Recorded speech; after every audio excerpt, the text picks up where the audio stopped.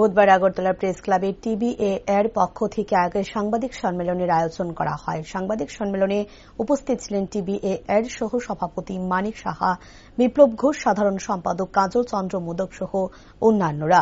সাধারণ সম্পাদক কাজল চন্দ্র মোদক জানান, আগামী 25শে নভেম্বর থেকে বেকারির পাউরুটি, বন, কেক, বিস্কিট, কুকিজ, পপ সহ অন্যান্য জিনিসের দাম বৃদ্ধি করতে চলছে। তার জন্য আগামী দুদিন কারখানা বন্ধ রাখা হবে। পুরনো স্টকগুলো শেষ হওয়ার পরে দ্রব্যমূল্য বৃদ্ধি করা হবে। পাশাপাশি তিনি আরও বলেন, জিনিসপত্রের দাম অত্যাধিক, ময়দা, চিনি, শ্রমিকের মজুরি বৃদ্ধি পাওয়ার কারণে বেকারির জিনিসপত্রের দাম বাড়ানো হয়েছে। তার জন্য জনসাধারণকে পাশে থাকার আহ্বান রাখেন তিনি।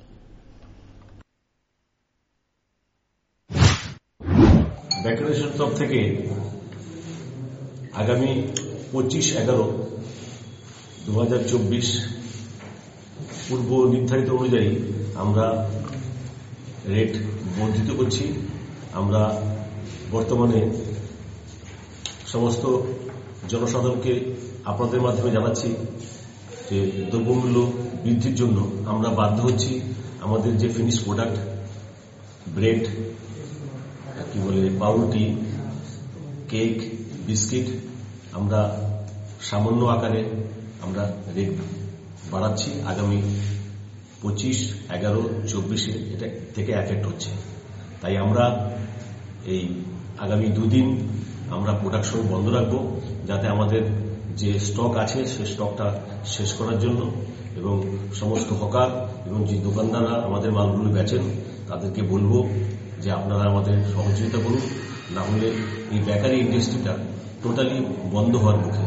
এই ইন্ডাস্ট্রির পিছনে প্রত্যক্ষ পরোক্ষভাবে অন্তত ত্রিপুরাজ্যে 1 লক্ষ লোকের কর্মসংস্থান হয়। সেই পরিপ্রেক্ষিতে এই যে ইন্ডাস্ট্রিটাকে বাঁচানোর জন্য এই দ্রব্যমূল্য সামান্য না বাড়ানো ছাড়া আমাদের কোনো উপায় নেই। তাই আপনাদের মাধ্যমে আবারও বলছি, আপনারা দয়া করে আমাদের সহযোগিতা করবেন এবং আমাদের ইন্ডাস্ট্রিগুলো বাঁচিয়ে রাখার চেষ্টা করবেন। কেননা এই ইন্ডাস্ট্রি বহুদিন ধরে লোকসানের মুখ দেখছে এবং অনেক বেকারি চিন্তা করছে এই প্রতিষ্ঠানটাকে বন্ধ করে দেবে, কেননা দিনের পর দিন কত লোকসান করবে। সেই পরিপ্রেক্ষিতে আজকে আমরা বাধ্য হচ্ছি এর সামান্য রেট বাড়ানোর জন্য।